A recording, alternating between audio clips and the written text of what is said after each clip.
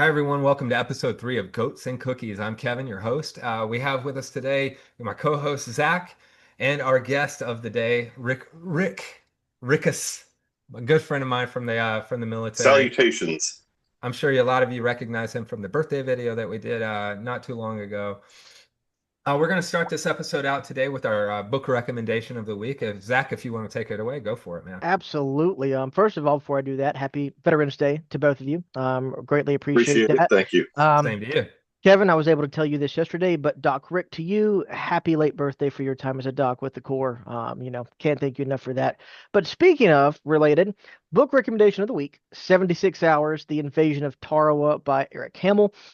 It is an older book, but it's one of, in my opinion, the better representations of an overall view of the Battle of Tarawa by the 2nd Marine Division. On three, depending on how you look at it, four brutal days across that tiny little bird's view of an island because to me it looks like a cardinal.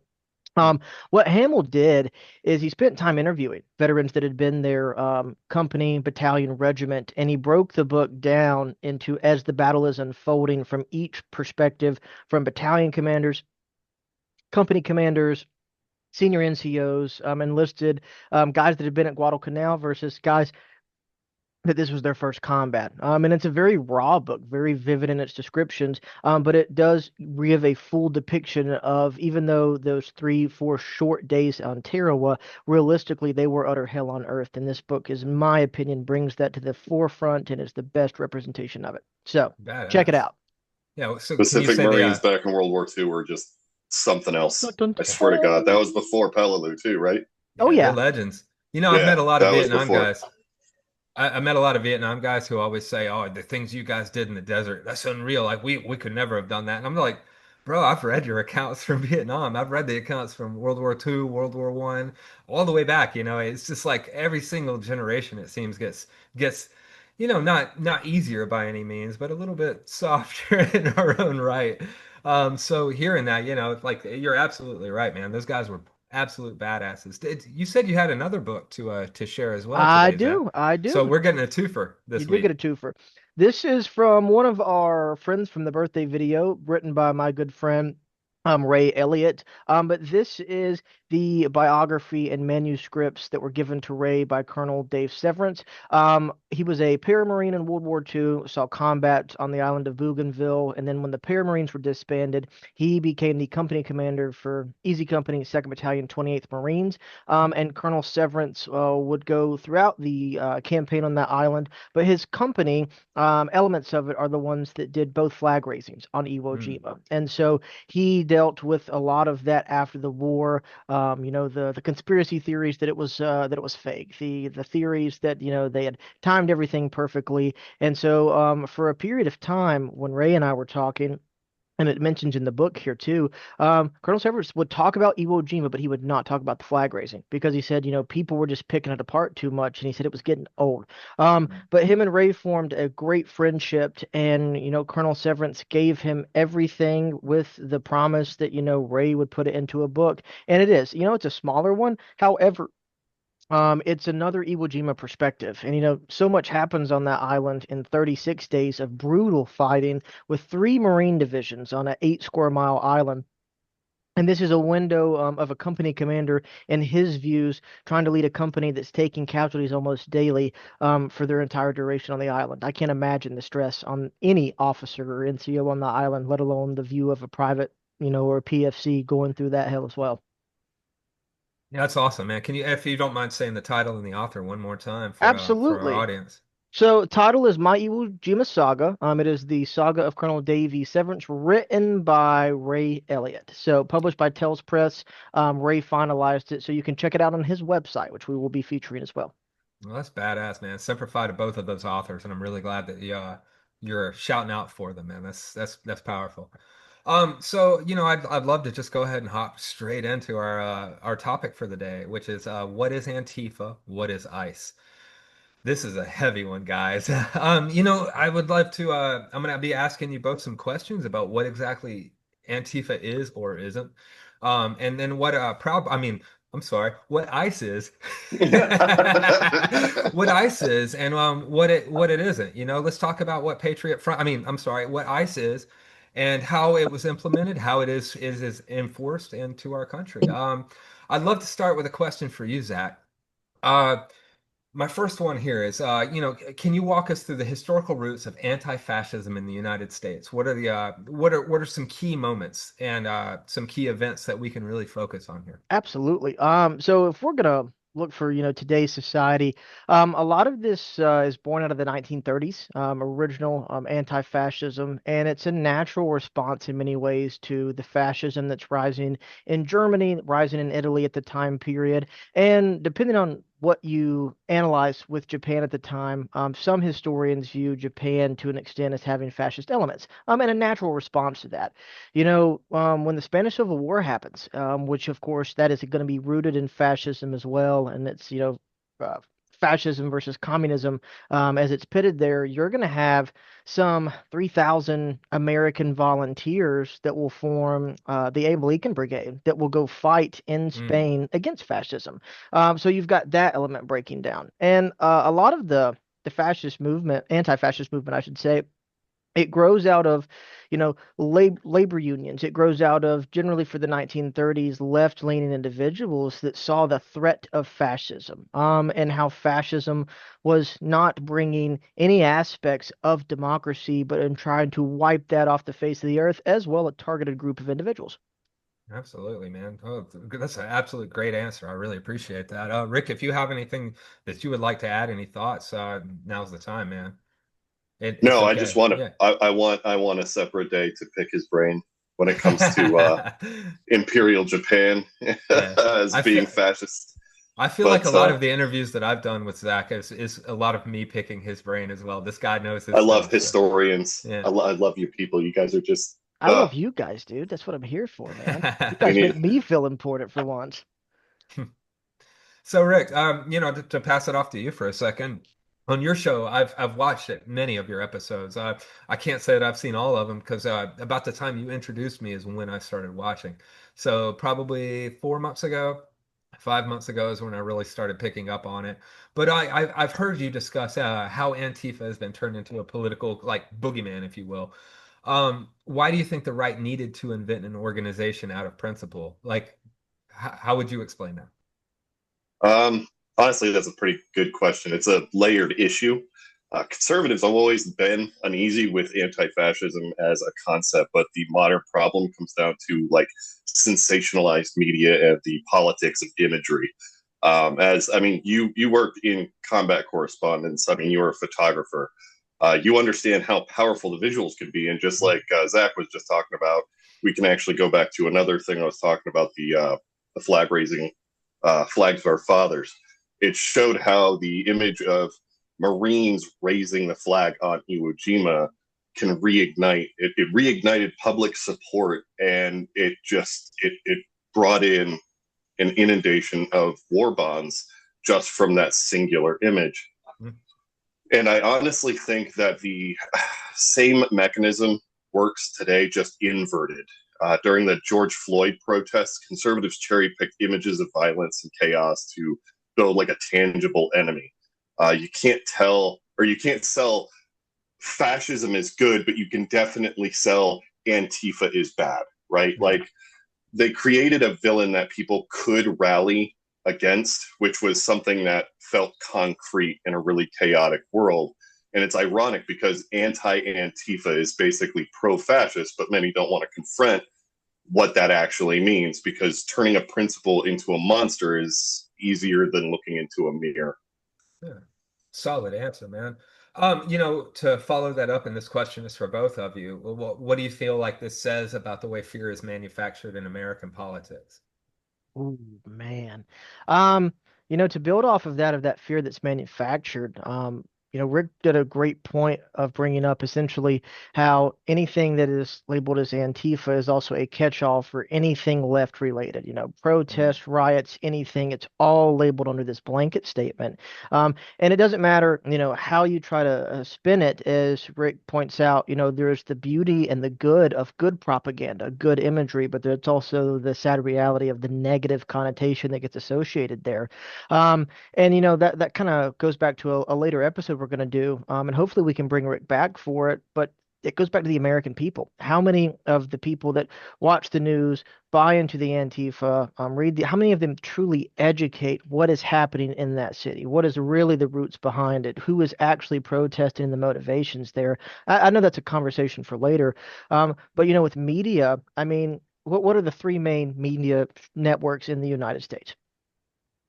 I'm not going to list CNN, them out. MSNBC. Yeah, we And all know. yep, and when you take that and it's about viewership, and you look into who her sponsors are, where the funding comes from, it Right. is very easy to push this enemy, this us versus them. Mm. And when you have more viewers buying into that with an administration that openly targets everything that is Antifa is terrorist, or they're trying to tear the our country apart, that makes it very easy to start cherry picking and to start labeling things that realistically don't exist as a bigger threat, but let's blow them out of proportions. Well, to Right. that, and I think a perfect question to follow that statement up is how would you, how does today's Antifa discourse compare to the anti-fascist movements of the 1930s and 1940s that you were bringing up a few minutes ago? With the 1930s to the present, you've definitely got the threat of fascism, but it's not in America necessarily.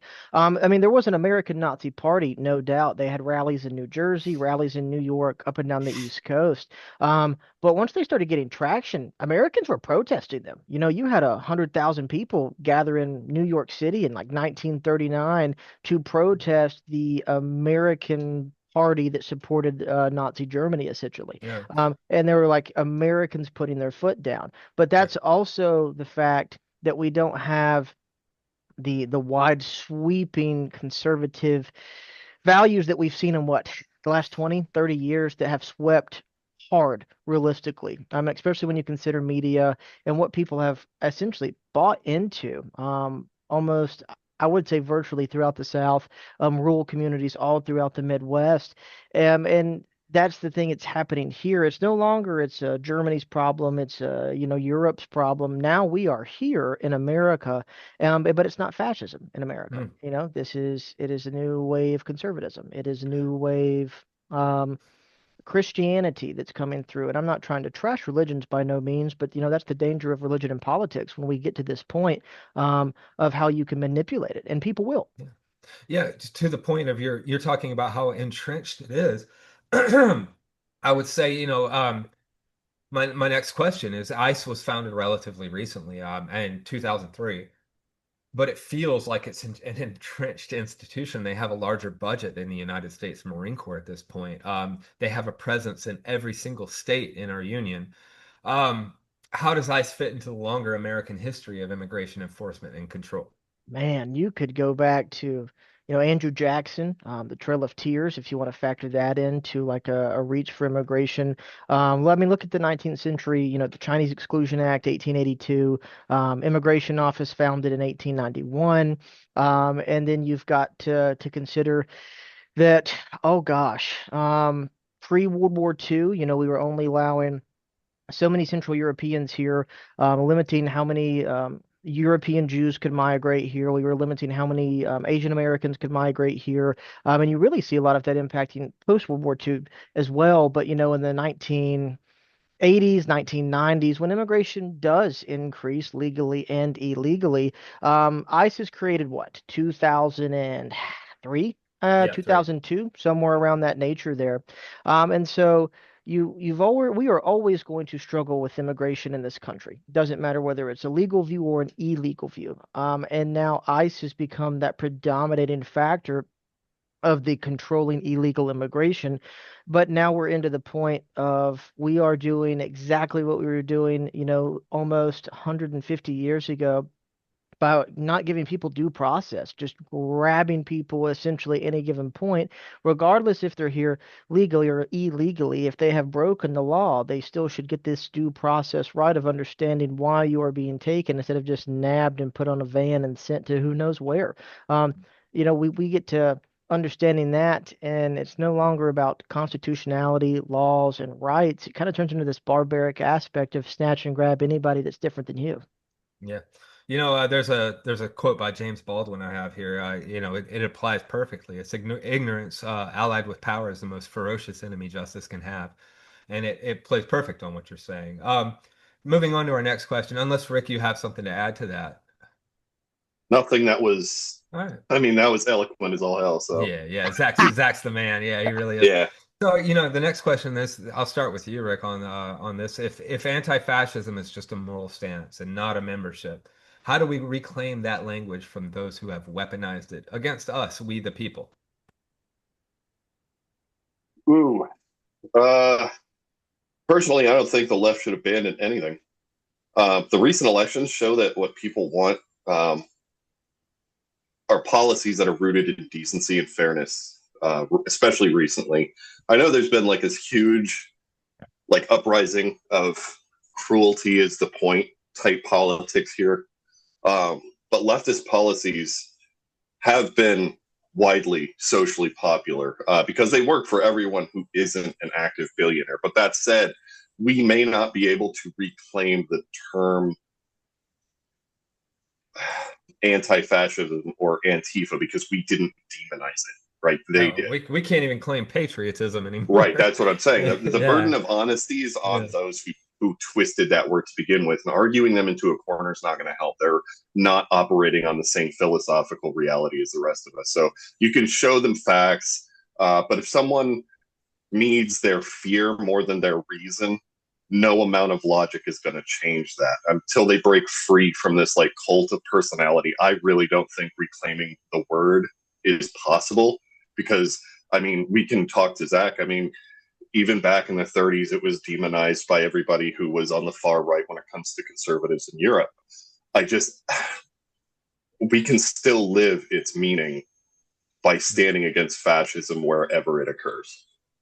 Yeah, to follow up exactly that, I think you somewhat answered this, but I'm going to ask anyway to get more of a direct and clearer answer. Do you think the left should even engage with that framing, or should we just abandon it altogether? Should we come up with our own terms? If Antifa is just demonized at this point, should we just come up with a new name for whatever ideology? Because it's not an It's organization, it's not a interesting. group. They can No, say that it's they not. they arrested the girlfriend of the leader, but I mean it's all bullshit. Like that, Right, none but of this is the that. Yeah, conversation that we used to have when it came to the war on terrorism, right? yeah. How are you supposed to shoot bullets at an idea Hmm. or ideology, right? There's no when you have decided to put those terms down on paper that your war is against ideas, you've already lost. Yep.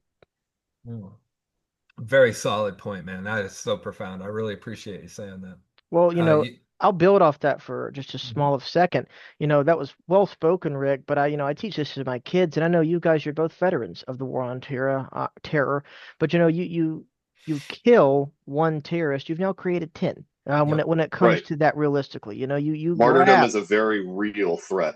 and it applies here realistically. With the demonizing of terminology, you start hurting, punishing people because of a word that has been created and associated in this demonizing manner. You are now creating more people that will support what you are trying to kill, and you can't defeat that.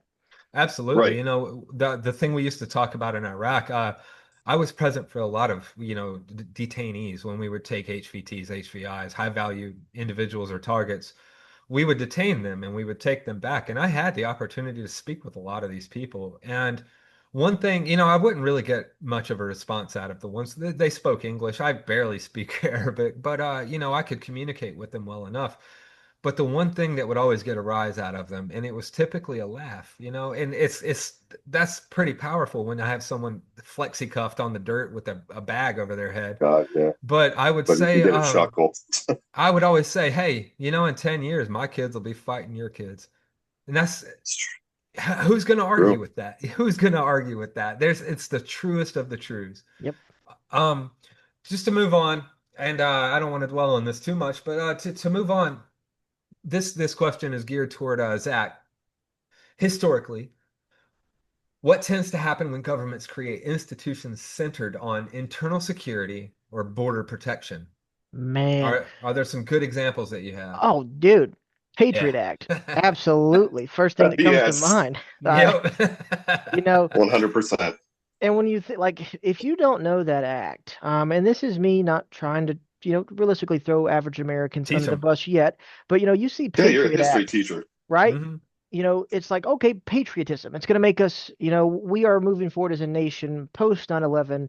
This is somehow going to benefit us all as patriots. But when you break it down, it's far from that. You've got expanded surveillance powers that the government's going to have with the Patriot Act, and that's what you see that's going to happen with any nations like this. And this is present in any fascist nations. You look at Germany, you look at Italy, in the 1930s, pre-World War II, they're wiretapping in the 1930s. Hmm. Um, the and I'm not making those comparisons yet. I'm not saying that we are Nazi Germany by no means, but pre-World War II, they could record any phone call, conversation, and if you were deemed as politically unreliable, that loose term, you would be arrested, possibly investigated by the Gestapo, or thrown into a concentration camp. That could even be you having, oh God, the great World War One, anti-World War One novel written by Eric Marie Remarque, All Quiet on the Western Front. That could Hmm. get you thrown in a concentration camp in 1930s Germany. So let's bring it back to, 2002 America. Realistically, the government can wiretap any suspect. Okay, well, what classifies someone as a suspected terrorist? What is the definition for that according to the act, according to how we're going to follow that? And those definitions are loose, realistically. That can apply to anybody. And due to Vegasaurus Rex. Yep, Yeah. really. And due to this, roving wiretaps, that suspect can be tracked across multiple phones, devices, and there's no needing a new warrant anytime. You've got libraries, phone companies, internet providers, banks can hand over any records if deemed relevant to an investigation to the FBI. Just snap of the fingers there. You've got the sneak and peek warrants that come into play there. And so a lot of it is surveillance right under the people's nose if they don't know any better. And it's this concept of what you say can and will get you in trouble if you are on this suspected list. And that could be you having a connection to me, Kevin, or vice versa, that makes me a Yeah. suspect. And I don't even share your ideologies per se in this scenario. We're just Hmm. friends, we're neighbors. And now the government's investigating me because I've just been labeled loosely as a suspect. And so when you come into that mindset, at least for me, I would say, yeah, that's where you really get into tension now of civil liberties. What liberties are being infringed upon for the average American citizen? That is an overreach of government power, where you've got emergency powers that can be pushed at any given time, where it's not necessarily going to be checked. Especially now, the three branches of the government realistically are in the power of one side. Who's going to realistically do the checking on any kind of executive orders that are sent there? You've got a vague definition of the threat. Well, what defines you as this terrorist? What defines you as the enemy? What defines Antifa realistically? Who are these people? And when you get to that, when you get to how quickly technology plays a role in our society, with the social media that we have, the evolution of cell phones, you are looking at the Patriot Act has a harsher implementation than we will ever realize fully of what the government can see and knows about us right now. I mean, there's probably some NSA FBI agent watching my Zoom camera right now as I'm Hmm. spilling this. Oh, they're hearing me talk about them. Yeah, they know who I am for sure. And I'll If gear you're this kind watching of this, you're gay. I'll kind of gear this toward both of you. Talking about the 1930s, I'm going to reference Big Brother through the 1950s and 1960s. And as far as the Patriot Act go, what parallels do you guys see in today's politics, and what not just parallels, but what aspects were picked and chosen from the past and amplified in today's government? Rick, you want to lead off with that one? You can take some time. Oh I kind of mixed it up. boy. I didn't Well, no, send you I mean, guys that question. I I actually I'm trying to walk that tightrope that I think Zach was just trying to walk. I can't remember how what it's called, but like the minute you bring up Nazis or Hitler, you've lost Yep. the argument or whatever the Yeah. incels bring up online. But the problem is when it's so synonymous with their policy, you don't have to get to the trains being filled before you can say something, Yep. right? Like at some point, right, when you're, I don't know, asking people on the street for their papers actively, Hmm. before not providing them proper due process, which is Violating their per Fourth the what Amendment rights. 14, Yeah. yeah. And on top of that, like the people who were originally detained and sent to Alligator Alcatraz or whatever the fuck it was called, Yeah, um, that's it. they lost. They lost those guys. They have no idea where these people are. So they're virtually toast. They're gone. They're poof. They're nothing. And like, I don't think that's being talked about even damn near close to enough, if you ask me. But um, I mean, when do you start calling the spade a spade? You know,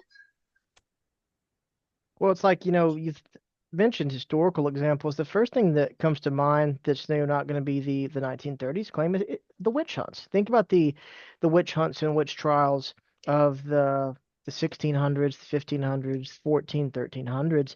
How do you defend yourself in those scenarios when you have been labeled as a witch? And it doesn't matter what evidence you bring to the table, it is all pointed against you. It's the same thing for the white or the red scare, depending on what you're looking at, pre-World War II in the 1910s, 1920s, or post-World War II with Korea and Vietnam. The aspect and of being labeled McCarthyism. Yeah. McCarthyism, absolutely, of being labeled as a communist and knowing that there was, how do you defend yourself when people are using those words? You've been given that label, and that is automatically the judge, jury, and the executioner for you because of what someone has identified you as, and you are the outcast. It doesn't matter how you frame it. What we were talking about is the reductio ad Hitlerum. Yeah. Anyone trying to win an argument by comparing their opponent to Hitler. And you're right, it does destroy credibility when anyone enters that into an argument. But I think it speaks volumes that we didn't just have that one example from the 1930s. We have Right. plenty throughout history Right. We that we could can go at Pol reference. Pot. He Yeah. marginalized people and uh, Mao Zedong during that Cultural Revolution. I mean, go back to any authoritarian or totalitarian. It's the 100%. same shit, It Yep. is. right? Absolutely. Well, it's like, it's the horseshoe theory of those governments that when you get to the end of fascism, or whether you get to the end there with the total authoritarianism on the left, they have so much more in common than they do realistically differences. Someone is getting Precisely. targeted. um, 100%. and there's so many examples of that historically, just for the 20th century. Imagine if records would have been kept for the last 1,000 years of human history like they have for the last 100 years. What other examples we could point out with European kingdoms, with kingdoms throughout the Middle East, African kingdoms throughout that period, Yeah, South bro, America with biblical mines, stories. dude, biblical stories, Yeah. 100%, man.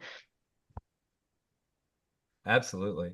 I appreciate both of your insight on that question. That was really good answers for both of you. This next question is targeted at Rick. I think you're both going to have some pretty profound answers to it. But ICE is often justified under the language of law and order. How would you respond to that framing when it comes up in debates or interviews? Like, how do you on your show, like when somebody's like, "Oh, but this is law and order," but they're following the law and they're supporting the law. Like, how do you respond to that? I know how I respond to it, Well, I but mean, I want to hear God, your answer. You're more diplomatic than I am. see, this is where I'm going to go right back into that same problem again. And I don't want to be logically fallacious, but it actually goes back to really any totalitarian government policies. Law and order in itself has always been like that big leaf for state violence from Nazi Germany to modern propaganda. I mean, ICE began as a post 9/11 counter-terrorism measures you guys were talking about earlier, but it metastasized into an agency defined by cruelty and not safety. So, like, every oppressive police force claims to be keeping order. ICE isn't any different. They're an armed bureaucracy that dissolves constitutional rights in the name of control, and objectively and morally, they become what they were supposed to prevent. They're Yeah. stormtroopers, Hmm. and like Forrest Gump said, that's all I've got to say about that. Zach, do you have anything to follow up with that? No, I think Rick I, killed that one. Like, Okay. Well, then I would ask, what's a more accurate moral or political lens to view Patriot from? I'm sorry, ICE through. Like, what would you guys say? How should we look at them right now, and what perspective should we be approaching our viewpoint of them? well, I'll start off with this. Like I mentioned earlier, immigration will always be a problem in this country. Um, and when we come down to it, I don't think that no matter what, realistically, we will ever be able to find a solution. Maybe I'm just pessimistic. However, I don't believe the solution is the way that ICE operates. If you were going to look at this through a political lens, do you want an organization representing your party that is snatching people out of schools, kids out of schools, snatching people off the streets, just literally putting them into a van, no Out of communication, immigration court, they're no, picking them up in their correct. court dates. Like, That's the most, oh my God, that enrages me the most. Hmm.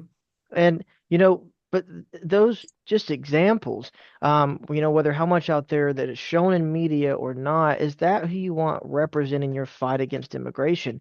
How does that make us look as Americans overall? The actions of one organization, although a minority, do represent the majority in so many facets.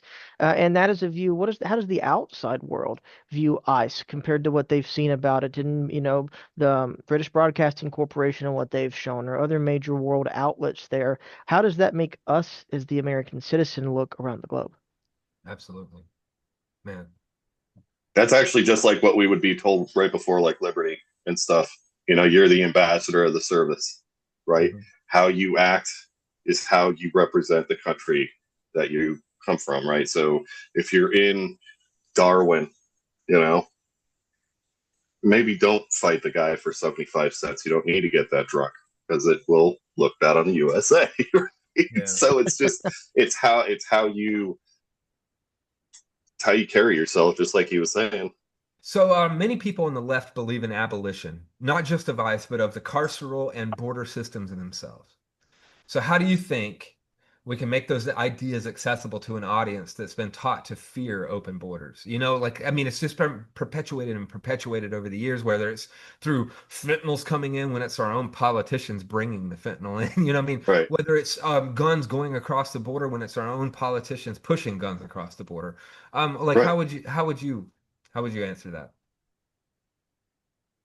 Ooh, people are actually people like that are going to hate me because I actually love the idea of open borders to an extent. And Mhm. hear me out, because I know this is contrarian to a lot of what people think, but I think we should reestablish a modern Ellis Island style hub, maybe even like two or three across the border, and make it easier for people to come here in a way that's not only more official, but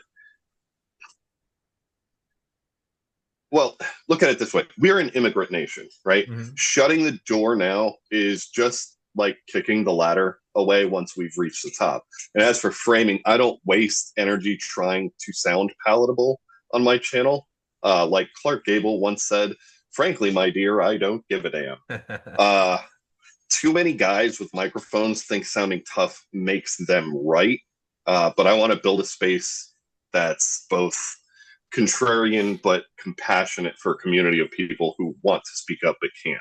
Right? Because compassion isn't weakness; it's patriotism in practice. As far as what I said about the carceral systems, with Alligator Alcatraz that you brought up, how can we defeat that? Like, do you have any thoughts on that? I mean, I've been thinking of it through and through, man. I've thought, how can we get rid of this?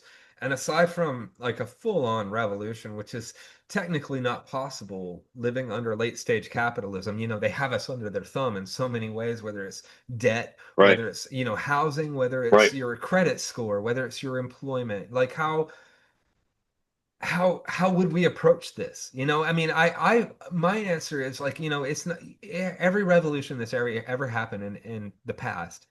It's been when we're at the precipice that Right. we finally act. And that's not going to happen with late stage capitalism. We're going to be falling over that precipice before anything It's happens.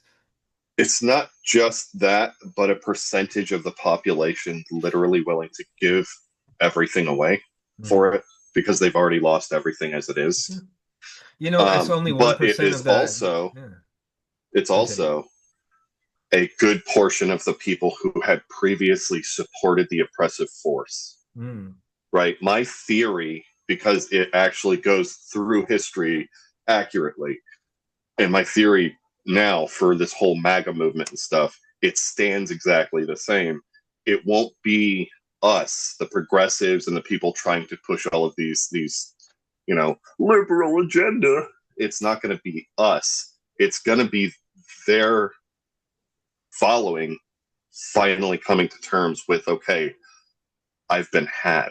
And unfortunately, that is going to take a persistent amount of just pounding information and being a counter to whatever bullshit propaganda happens to be coming out at the time.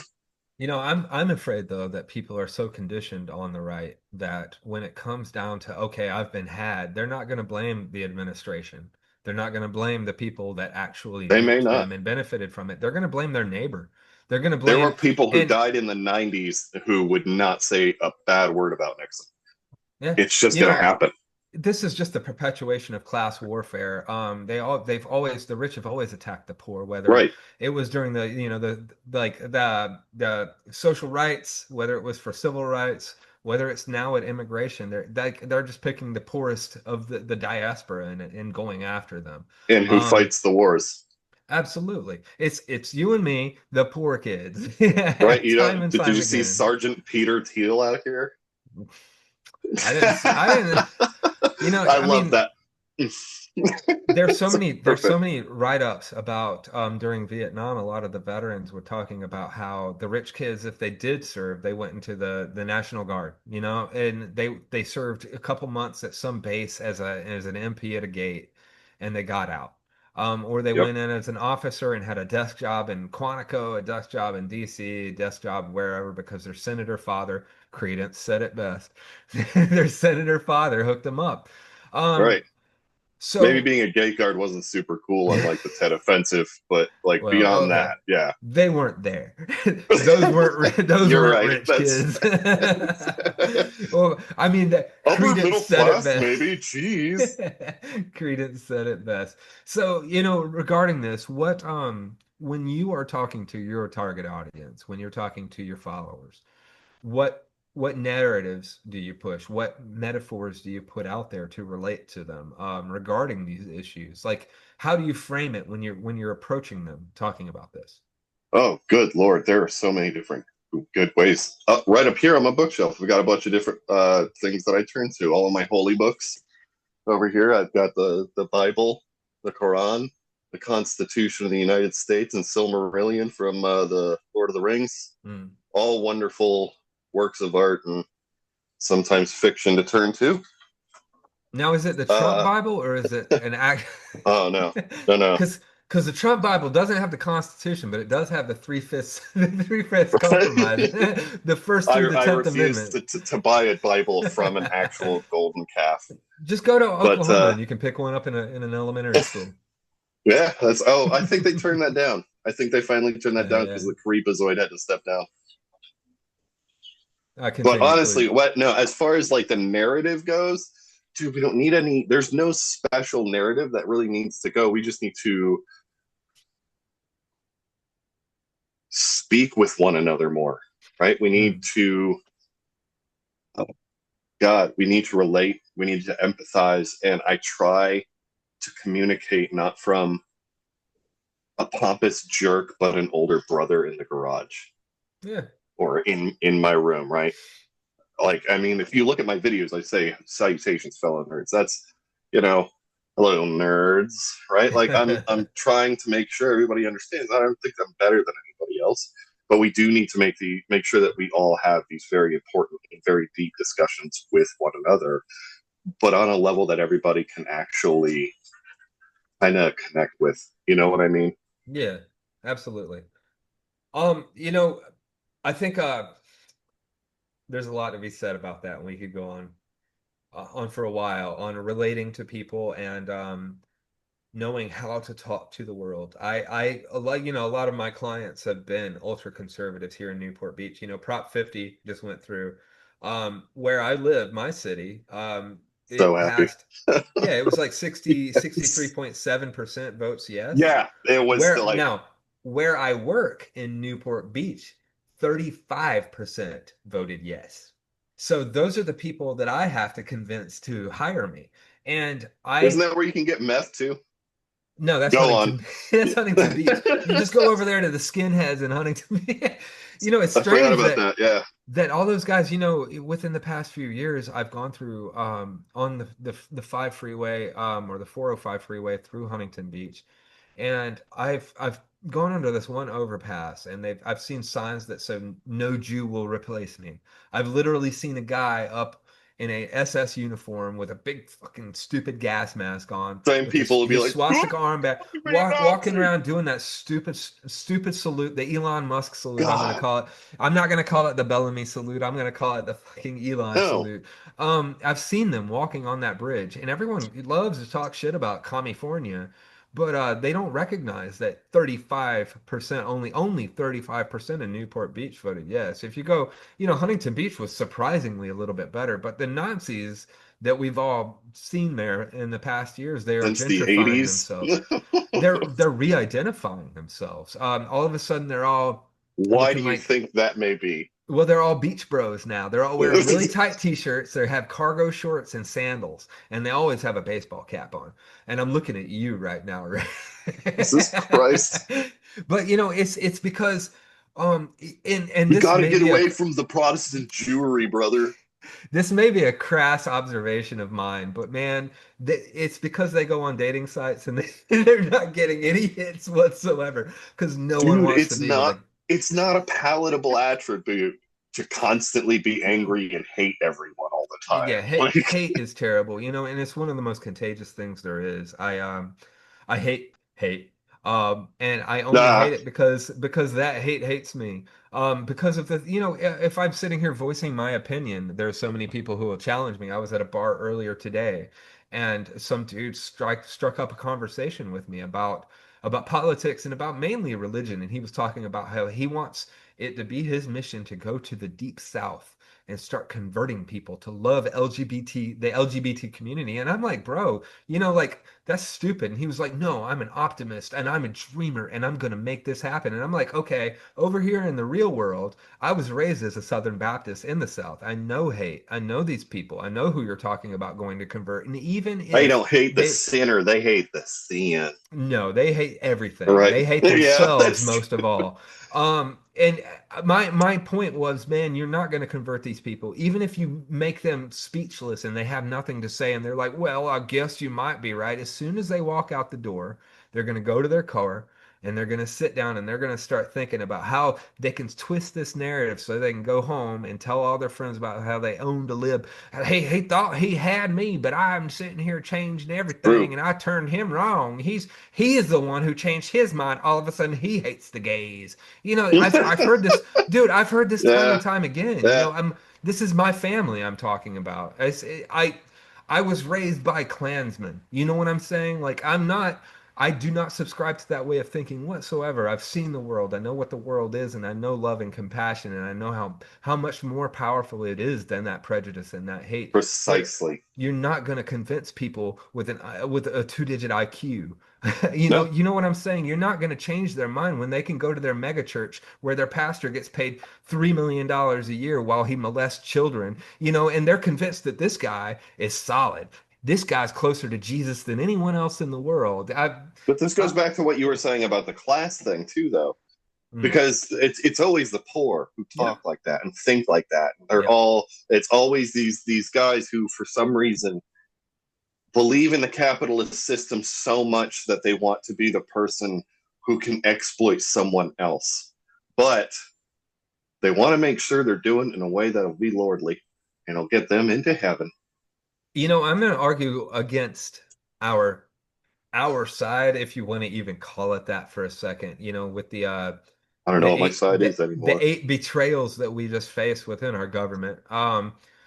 I'll say that, my question is, some argue that anti-fascism has become performative online, especially. And it's disconnected from any sort of organizing whatsoever. How do we move from discourse to effective resistance? How can we clump together? And I know I just said that it's not going to happen until we've passed that precipice, but just let's just imagine that we had any sort of unity within this ideology. How would you see this coming together? How can we unite? Uh, really, all politics risks becoming performative, but performance can still lead to substance. No King's marches are actually a good example. I know a lot of people don't agree. People found community and courage there, though. I found and met a lot of people whom I know were anxious just to be outside, right? But they had something that they believed in that made them show up in frog costumes and shit. Those protests showed that standing up for decency isn't something to be ashamed of, right? Absolutely. If movements like that keep growing and remain as peaceful as they are, they puncture every second of propaganda on OAN or Fox. The costumes, like I was saying, the satire highlight the absurdity of authoritarianism and its power, and that's real anti-fascism, is mocking Yeah. tyranny into irrelevance. And satire can be used as a weapon. Look at Jon Stewart's made a damn career off of it, and how many comedians has he built from that point? You know what I Oh, mean? so many. So, Absolutely. and those are the sharpest blades in our fucking arsenal right now, and that's what I'm talking about. Satire is a weapon. If you I can keep people laughing, you can keep them from crying, and you can yeah. still garnish that same energy against the same enemy. I would challenge that though and say that keeping people from crying is keeping people from reality. Keeping them laughing is a distraction. And it's terrible that the leaders that we have in our in it, I'll say, dare I No, no, no. say, You're right, our right, right, our right, right. You're movement, right. they are You're right. entertainers. Why do we have entertainers leading us when our own politicians, our own states, our own government are letting us down so hard? They're the ones who are supposed to be leading us. They're the ones we elected to represent us. And I'm not even if talking it's like the not, bread and circus sitcoms, though. I'm talking yeah, yeah. about like you, like what you're doing, what other independent media people on YouTube are doing, what the liberal redneck guy does on his YouTube and shit like that. Like, Trey Crowder, right? right, yeah, Yeah. right. There are ways to, as I said, puncture that propaganda, right? And that in and itself, when you take a strong man and make them look organically weak, they cannot come back from it. It's true. That's very true. I'll follow this up. You brought up No Kings and you brought up, a bunch of people in frog costumes, and I love every bit of that. But are there any other examples of real Antifa, anti-fascist work that are happening now that actually deserve more attention? Like you feel like you've seen it happening and you see so many people participating in it, but it's being wholly ignored by both sides. Do you have any examples there? Of Antifa itself, Not Antifa, obviously, because Antifa doesn't exist, but I'm talking where do about. I sign up? You know what I mean, right? Hey, Like, so I was in the UK earlier this year, and I took a lot of photos of Antifa statues from World War One and World War Two memorials. They're everywhere, all over the UK. Every single city has at least one, and it's this massive monument with names written all over it. If you want a roster maybe of that's Antifa what we need members, to. That's a good yeah, idea. Maybe that's a good idea, as you were asking. I'm not even kidding. Like, hear yeah. me out. Hear me out. Right? The Daughters of the Confederacy owned a generation of minds through their statues and obelisks that were dedicated to the fucking rebels who didn't even win the goddamn war. Right? Across the South, Hey, you're talking across about my ancestors. Dixieland. Right? I am an Appalachian American, sir. But yeah, no, the like they were able to use those as symbols and maybe do the same as Europe and make anti-fascist symbolism that we can erect and celebrate publicly. Maybe that is a good answer. Maybe there Yeah, is something to that.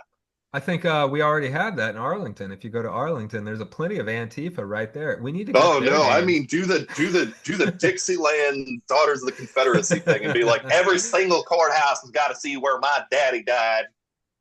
Yeah, and we need to start renaming all the bases once There you again. go.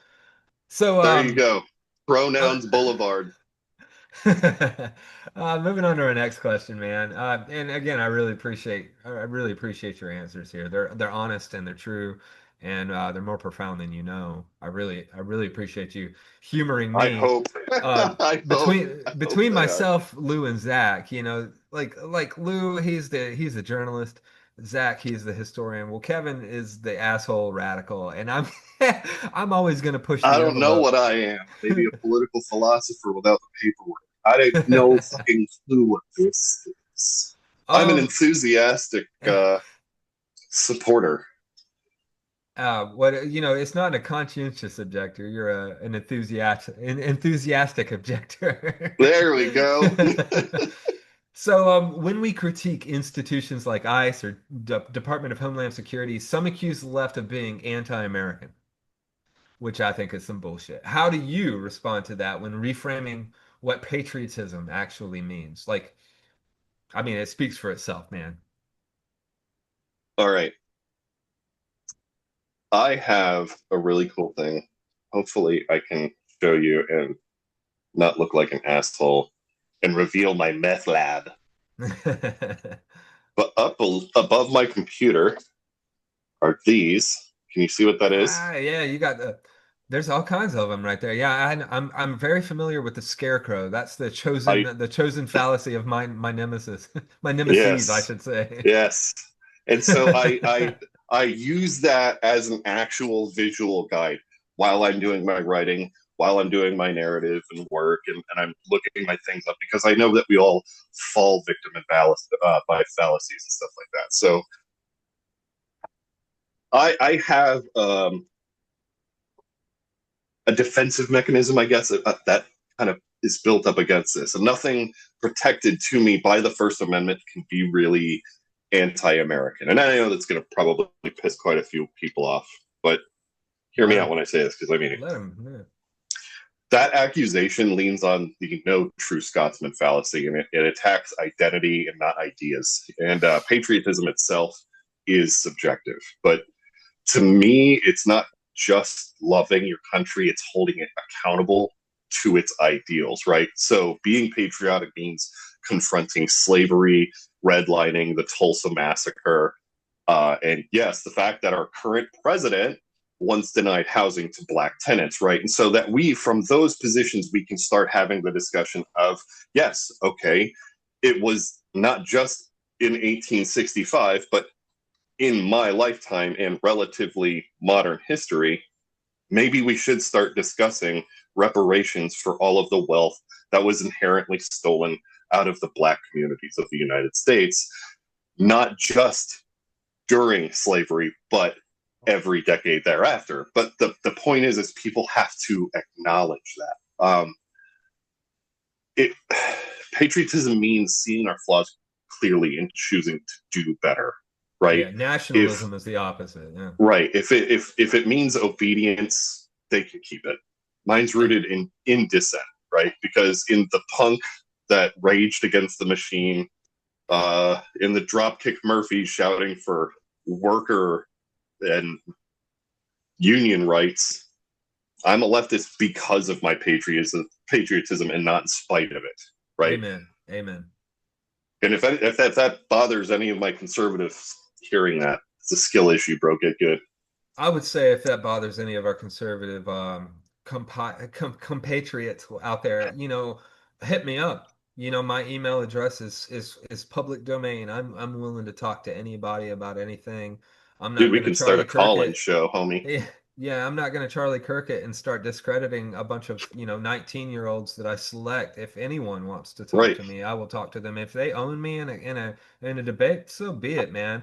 But I'd rather I'm engage in ideas. yes, and in common discourse as an American, I Right. think it's a lost practice. You know, a lot of people are so polarized that they don't even see each other as Americans. I have been told by people that I have debated that, well, if you're an American, which I doubt it, and it's like, bitch, I'm That's what I'm retired saying. from It the doesn't Marine make Corps. any Like, who the sense fuck to do you me. think you are? It Like, reminds me you're of, gonna take my citizenship away? Like, well, who the fuck are yeah, you? like Willie the Scotsman or the groundskeeper from The Yeah, yeah. Simpsons. Damn You Scots Scots. sure are. You Scots sure are a contentious lot. You've just made an enemy for life. You know, it's funny if you look right here, I got all kinds of Scotland shit behind me. I got Scotland tattoos. My grandparents are Hell from yeah. Scotland. I have a lot of family in Scotland. It's why I was in the UK. I'm Recent. 51% Irish, so I'm like half confused with what you are most of the time. Well, I think I'm a little bit of Irish, I'm a little bit of Scottish, I'm a little bit of English, and then I'm a tiny bit of Senegambian. And I'm a bitch, I'm a lover, I'm a child, I'm a father. you know, to our 95 was a good year, sorry. it was an all right year. It It, was a good it year. it It was was a good better year. than 2001, I'll say. They didn't worry about all these dyes and sugars and stuff, and we can just eat whatever we wanted. Hey, not everything was saturated in high fructose corn syrup at It that was the point in time. year of type 1 diabetes. We were still using that sugar we rape Haiti for at that at that point in time. You Yeah. know, to follow Ooh. up that last question, I really want to ask, you know, like as a leftist, and I myself am a leftist, do you feel like we need to reclaim the language of patriotism, or should we just reject it as irredeemable and start over? Do you feel like we need to be like, hey, we are the actual patriots? Me as a constitutionalist, you can call me a socialist, you can call me whatever the hell, you can call me an asshole, but the root of it is I am a constitutionalist. I took that oath back in 2001 and I've never forgotten it. I've never betrayed it. I love the Constitution with all my Pardon heart. me. But do you feel like we should just give up on the whole patriotism trope and just create something new altogether? Or should we like really No, dog. embrace what was? And this is where I firmly stand. Like I said, I am a leftist because of my patriotism, not the other way around. And the reason why I say that is because a bunch of white guys dressing up as Native Americans and dumping tea into a harbor would be the furry convention full of blue-haired liberals Yeah. of our day, right? The people who created this country did not come from a bunch of people who were like, well, shit, I really like this government. I think we're just going to stick to it. Yeah. Right? It Absolutely. was the people who were like, no, I'm done with this. I'm over it. I've had enough. Concord and Lexington was not some, I don't know, book fair, right? Like it was actually, those were leftists. If you look at the Civil War, right? Republicans were the leftists, right? That they were the more progressive party back then. Things We have done flip freed the flopped. slaves. That's what they I say in books. know, God darn it, but that's what I'm saying. Like that's being progressive is being a patriot to me, in my eyes. Yeah, Right? absolutely. Sticking up for the marginalized, the people who are escaping the oppressor, that is patriotic as fuck. And Yeah. that's the thing is like I don't understand that like that masculinity bullshit where people are just like super hyper violent and just angry all that. I don't get it, dude. I don't Yeah, get it because actual strong men put the weak behind them and say, "Step through me, bro." I don't need to say anything else. And that's what absolutely. leftism is. It's standing up for the marginalized no matter what happens. So we It's being definitely empathetic. need to embrace that identity rather than Goddamn creating a new right. one. Yeah, yeah, I'm with you there. Goddamn A right. 100%. I Hell appreciate that yes. answer. So, Zach, a question for you would be, you know, the term fascism is thrown around loosely today. From a historian's lens, what are the core features of fascism, and do you see any of them reflected in current U.S. politics or policing? Man, core features. That's easy for me. I teach a whole class on this, and I don't think I have to say what the subject relates to. But ultranationalism is the first core feature that comes to mind, where regardless of the country, the nation is sacred, it is superior, and it's constantly under threat. There is a threat. You have to have an enemy. Um, Yeah. you can find that with any example of fascism that has ever existed or an attempt at fascism. There is always a target group that is threatening the liberties of everybody else that is considered us. Um, That The self-perpetuating other. victimhood. Yeah. yes. Um, another one that comes to mind is the scapegoating that comes along. When it comes to the enemy, this threat.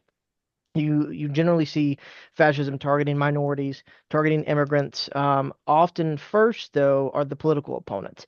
You look at where fascism has come into power.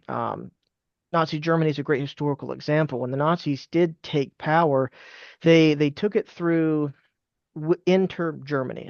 The German people never voted more than 37.5% as a popular vote for Adolf Hitler to be president.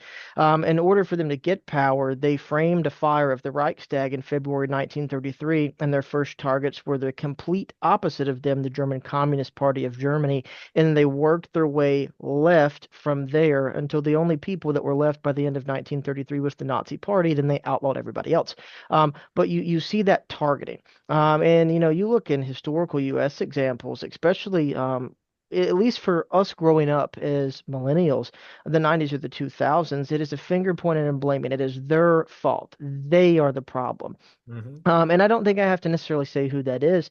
And you see it. It is no accepting of responsibility. It is always generally say the liberals, and that's a loose term. Much like we've talked about like Antifa and fascism there, since we're bringing this up.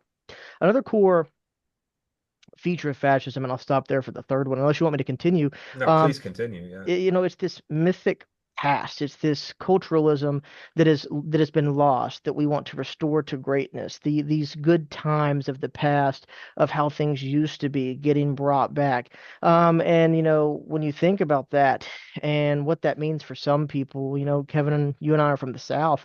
And I'm not saying by no means that every Southerner is like this by not, but there are a lot of people who do want to take away a lot of the rights and freedoms people have today. Hmm. Gay marriage being one of them. I've even heard some state politicians or people that I grew up with talk about removing or getting rid of interracial marriages. Yeah, Loving Remove, versus Virginia has been brought up yep, numerous times as far as Yep. sending it back to the Supreme Court. Man, that affects Yep. me personally. you know, Absolutely.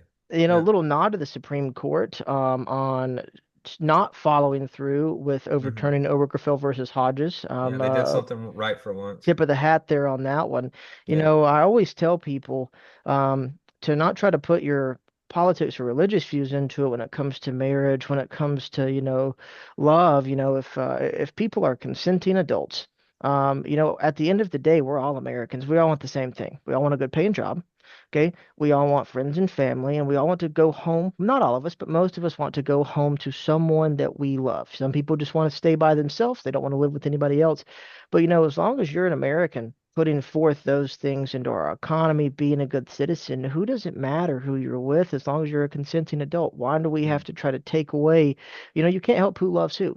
I can't help who I love. Kevin, you can't help that. Rick, you can't help that. None of us can. We physically cannot help that.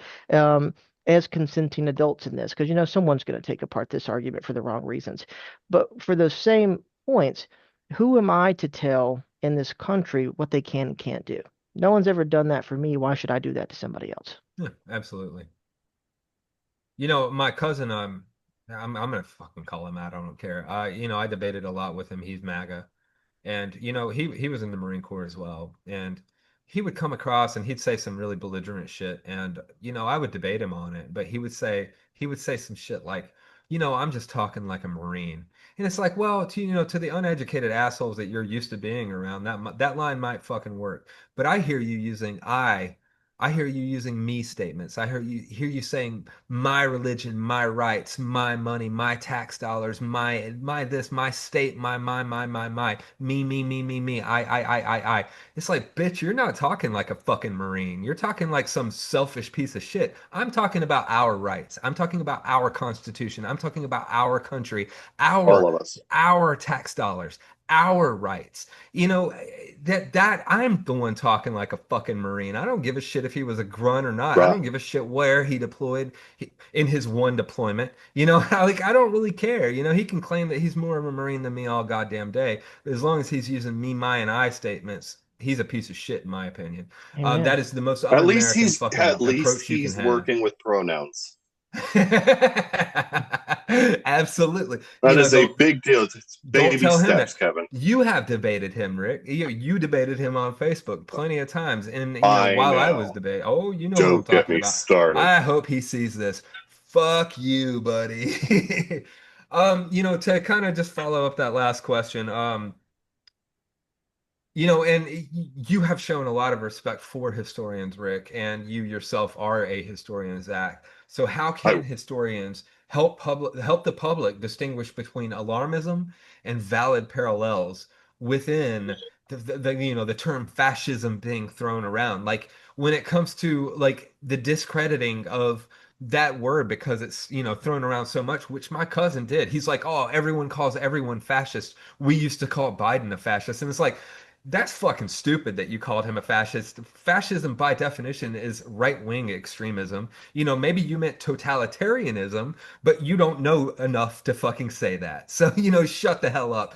But I mean, honestly, like, how can you as a historian really define this for the future? And you as well, Rick, like you with your respect for historians and educators, like, what part do you feel like a historian could play? Care if I'd start off with this one, Rick? you take it. I gotta go get a drink anyway. This is great. Yes, please. Um, there's a phrase that comes to mind for me when I think about this, and it's truth becomes what power declares.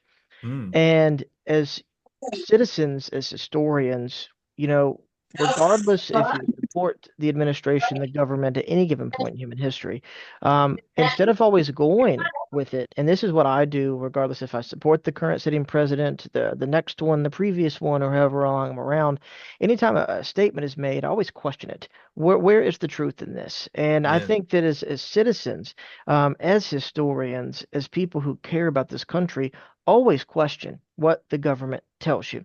And going off this earlier, the joke was made that we can't even claim patriotism. And to take it to a serious note, I think that's what makes us patriots. yeah, Is questioning the world around us, questioning our government. Not saying you have to disagree with it, but question it. Why are we doing this? What does this statement actually mean?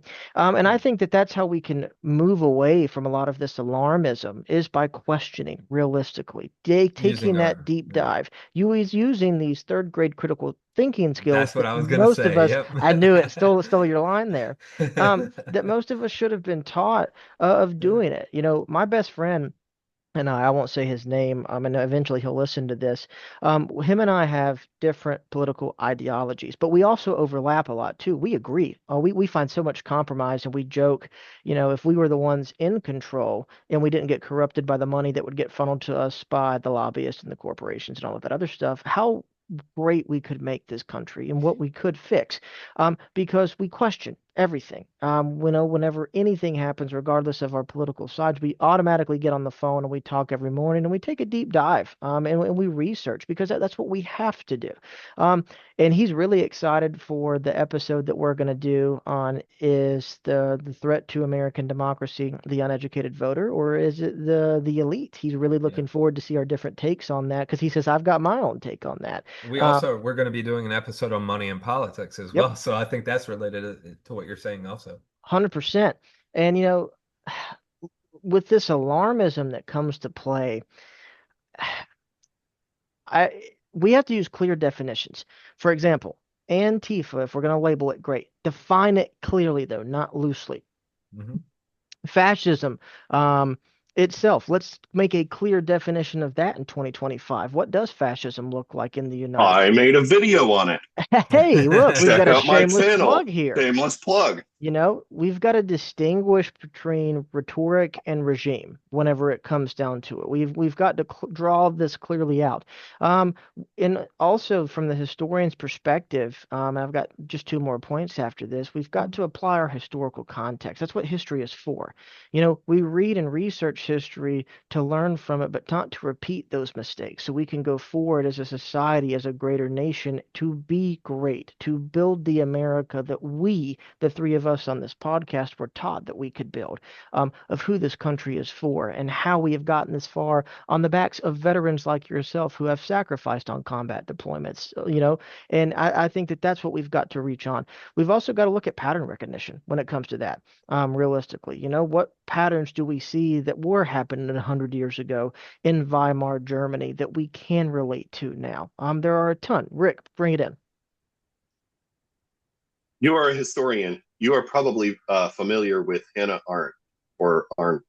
I can't say her name. I am revisiting her book on totalitarianism, and it actually goes over exactly that. And I am super thrilled that you brought that up. Thank you. Thank you, sir. Thank you for The rise of recognizing that. the rise of Yeah. totalitarianism by Hannah Arendt. Well, and it's just got Brilliant woman. it's got to be stretched enough, like, or not stressed is what I meant to say there, that we have to recognize these patterns. They are present, and we've also got to realize as a people and as a political system when to put the American democracy and Constitution on the line instead of just party loyalty and where our affiliations align. Yes. We can't be afraid to go against the grain or go against the party when things are going against the American nation and the people and our That's why views of we swear democracy. an oath to the Constitution and not to the president. Absolutely. Exactly. Yes. And that ties in my last point, and I'll turn it over to Rick and yourself, Kevin. We've also got to promote civic literacy. We've got to promote to people how to vote, why voting is important, not just to show up and vote for one party versus the other, but how to educate yourself. Know why you're voting for this candidate. Know why voting is so important, that voting can make a difference, whether it's the midterms, whether it's local election, or whether it's the general election. Your vote can matter as an American citizen and the role that you can play in building a better society. Yep, Beautiful answer. Rick? 100%. And it was the origins of totalitarianism by Hannah Arendt. I'm sorry. All right. Well, Well, kind of last few questions and winding down on here. This one's aimed toward Rick. If I'll actually start this question with a quote by Albert Camus. Freedom is nothing but a chance to be better. Um, if you could reimagine how America handles migration and internal security without ICE, what would a humane system actually look like in your eyes? Well, first off, you have the visa system in and of itself, I think, is good. I think it's broken. I think we should make it easier for people to be able to renew their visas so it's not so difficult to forget, so that we don't have these issues to begin with. Because, I mean, as we all know here, that kind of thing is not even an illegal crime. It is a civil infraction, just like, I don't know, you're a branch hanging over a neighbor's yard or whatever. Yeah. But we've done this before. And like I said, my answer is not going to be appreciated by everybody. But from 1892 to 1954, and this is a long time, at Ellis Island in New York, millions were processed humanely and efficiently in just hours. Okay. We can modernize that model on the border today. We can work with Central and South American countries to pre screen and manifest travelers before they get here, like the old steamship lists, that coordination could happen actually in Mexico with digital systems. Step two, we set up centralized immigration hubs where people receive medical checks, legal processing, orientation, like modern day Ellis Island networks. And if we can build a military industrial complex, honestly, as massive as we have, we can build an immigration system rooted in compassion. Yeah, Honestly, the absolutely. first policy is to end punitive immigration enforcement for people who've committed no crime. Humanity and existence in a certain area should not be illegal. And to be completely honest with you, all worker and labor reform should be looked at as well. I don't think human beings should be exploited when they get here either. Some would say that the means of production belong in the hands of the working class. Oh, stop that. I don't know who said that. You Some know what is German feller back in the 1900s. I don't know. he's one of them there commies. Mm-hmm. But a lot would argue that he's more of a patriot than most are today. It's To true.